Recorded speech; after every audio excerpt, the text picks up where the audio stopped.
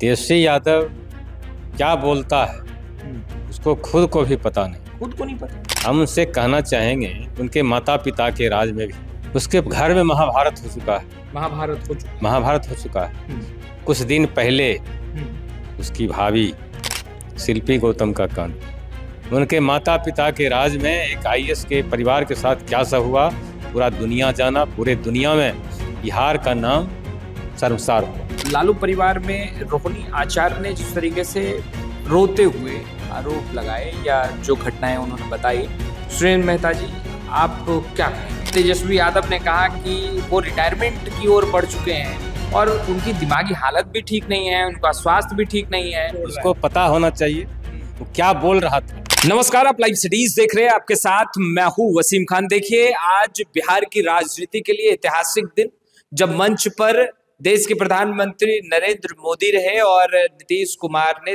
10वीं बार मुख्यमंत्री पद की शपथ ली, मगर मंच पर देश के प्रधानमंत्री ने बीजेपी के कद्दावर नेता के पीठ पर हाथ थपथपाते हुए क्या कहा, लंबी बात हुई।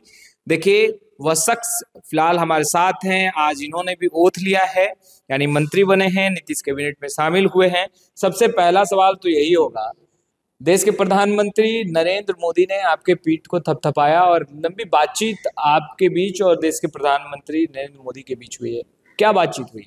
देखिए,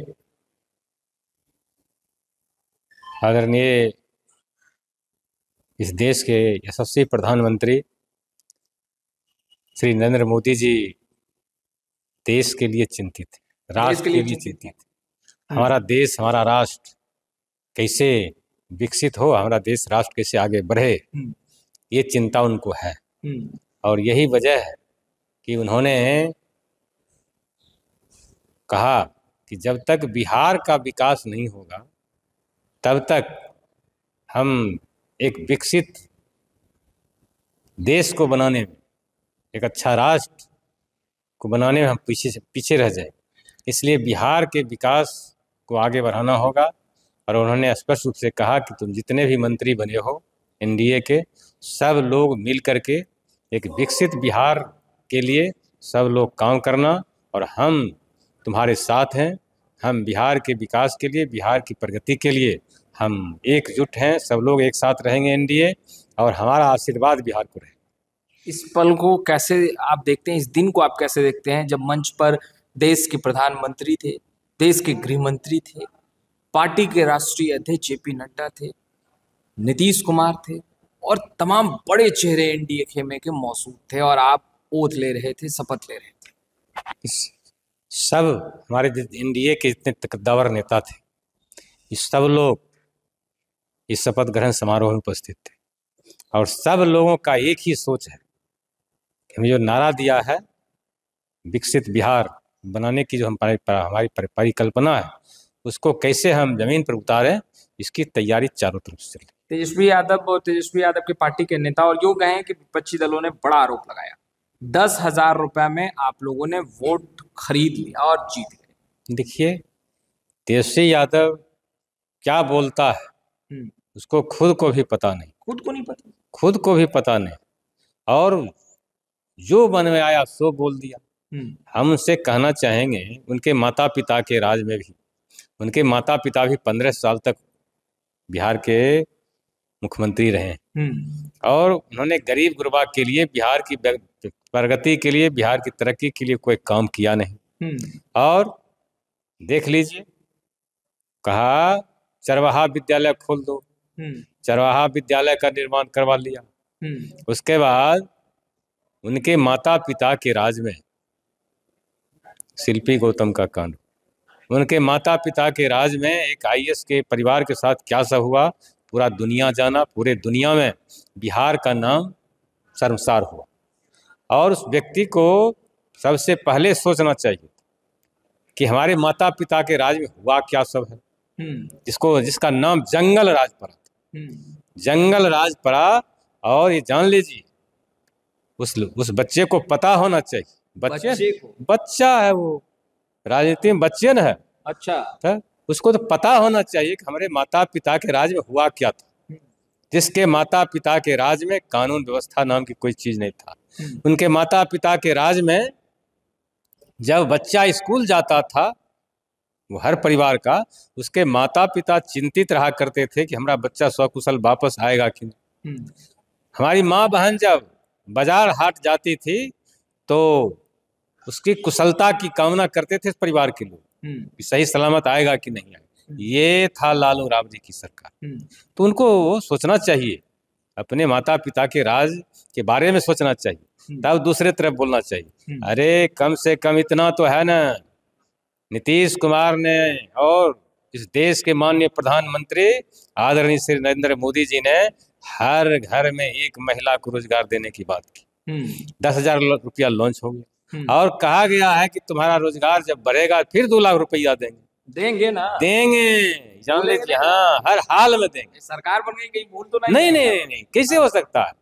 ये एनडीए सरकार भूलने वाली नहीं है, इसको फिर से देंगे और हर घर में एक महिला को रोजगार देंगे, सरकार का वादा है।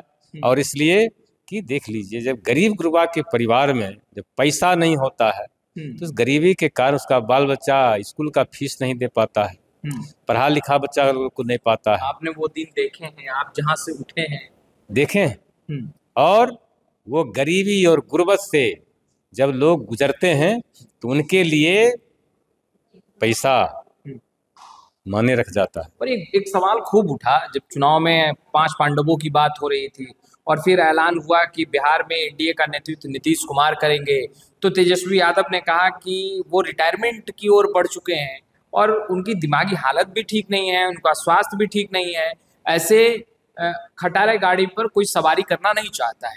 और अब जब आपकी सरकार बन चुकी है और प्रचंड जीत, जनता ने अपार समर्थन से आप लोगों को जिताया, क्या कहेंगे सुरेंद्र मेहता जी? देखिए, खटहरा गाड़ी कह रहा था और वो गाड़ी अब हवाई जहाज बन के उड़ रहा है। हवाई जहाज बन के उड़ रहा है। उसको पता होना चाहिए वो क्या बोल रहा था। और निश्चित रूप से राजनीतिक मतभेद हो सकते हैं, उसका सोच अलग अलग हो सकता है, लेकिन किसी गार्जियन के बारे में, बूढ़े बुजुर्ग के बारे में इस तरह से कमेंट करना कहीं से अच्छा नहीं। तो वो लड़का कमेंट कर रहा था, लेकिन जिसको खटहरा कह रहा था वो हवाई जहाज बन के उड़ रहा है और आने वाले दिनों में ये हवाई जहाज पूरे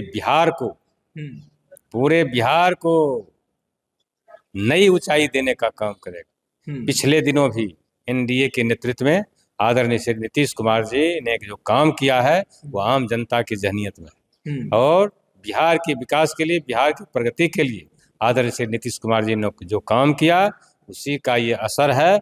आज प्रचंड बहुमत के साथ नीतीश कुमार जी सरकार बनाए हैं और एनडीए आज पूरी ताकत के साथ एक विकसित बिहार बनाने के लिए आगे बढ़ा है। निश्चित रूप से आने वाला दिन जो होगा वो बिहार का होगा, बिहार एक विकसित बिहार बनेगा। आप महिलाओं को सशक्त बनाने की बात कर रहे हैं, महिलाओं के सम्मान की बात बेशक आप करते रहे, आपकी पार्टी करती रही, एनडीए करता रहा, यूं कहें कि, मगर लालू परिवार में रोहिणी आचार्य ने जिस तरीके से रोते हुए आरोप लगाए या जो घटनाएं उन्होंने बताई, सुरेंद्र मेहता जी आप क्या कहेंगे? देखिए, उसके घर में महाभारत हो चुका है। महाभारत हो चुका है। कुछ दिन पहले उसकी भाभी भी रो रो करके पूरे बिहार में घूम घूम करके बोला था कि किस तरह से उसको झोटा पकड़ करके मारपीट करके घर से निकाला। और आज रोहिणी आचार्य के साथ जो कुछ भी हुआ है वो नारी के अपमान से संबंधित, अपमान से संबंधित दुख हुआ और हो गया, लेकिन ये दुख का विषय है कि दुख का विषय आपको दुख हुआ? वो जो वीडियो क्यों नहीं होगा? रोहिणी आचार्य हो या उसकी भाभी हो, बेटी हर घर की बेटी होती है। बिल्कुल, बेटी सबकी होती है, बिहार की बेटी है, देश की बेटी है। तो बेटी के प्रति जिसको संवेदना नहीं है वो इंसान नहीं, उसको शैतान कहिए। उन्हें अपने बहन के साथ वो लड़की बोल रही है चिल्ला चिल्ला करके, रो रो करके कि भद्दी भद्दी गालियां दी गई, इसको क्या नहीं कहा, वो सब बोल रही है। बताइए, जो अपने माँ बहन को सम्मान नहीं कर सकता है, वो व्यक्ति माए बहन सम्मान की योजना का नारा देता है, वो झूठ है कि नहीं? वो ठग रहा था बिहार को कि नहीं ठग रहा था? तो आज उसका कलय खुल गया है, उसके चाल चरित्र, उसका असलियत का कलय खुल गया है, और निश्चित रूप से जनता इसीलिए उसको खारिज कर दिया। जनता ने जंगल राज को खारिज किया, विकास को गला लगाया है। बिहार की जनता विकास चाहती है, अब वो जंगल राज में प्रवेश करना नहीं चाहती है, इसीलिए बिहार की जनता ने उसको खारिज कर दिया, विकास के को गले लगाया। जब आपने पहली बार ओथ लिया था और जब आप खेल मंत्री बने थे, मैंने आपका इंटरव्यू किया है, लाइव सीरीज ने चलाया। मेरा सवाल यह था कि जो नौनिहाल हैं, जिनके पास प्रतिभा है, उन्हें कैसे आप आगे बढ़ाएंगे, उसके लिए आपके पास ब्लूप्रिंट का है। आपने कहा था कि ब्लूप्रिंट हमारे पास ऐसा है कि किसी भी नौनिहाल का प्रतिभा जो है वो दबेगा नहीं। दूसरी बार आपने ओथ लिया है, जो काम आपने बिना खेल मंत्री रहते किया, वो काम कितना कारगर हुआ और कितना फायदा आपको चुनावी मैदान में उस काम ने पहुंचाया और कितना बड़ा फैक्टर रहा? देखिए, बिहार सरकार ने इस 5 साल के दरमियान जब हम खेल मंत्री बने थे, बिहार सरकार ने घोषणा किया कि हम खेल को गांव-गांव तक पहुंचाने का काम करें। खेल गांव की तरफ जा रहा है।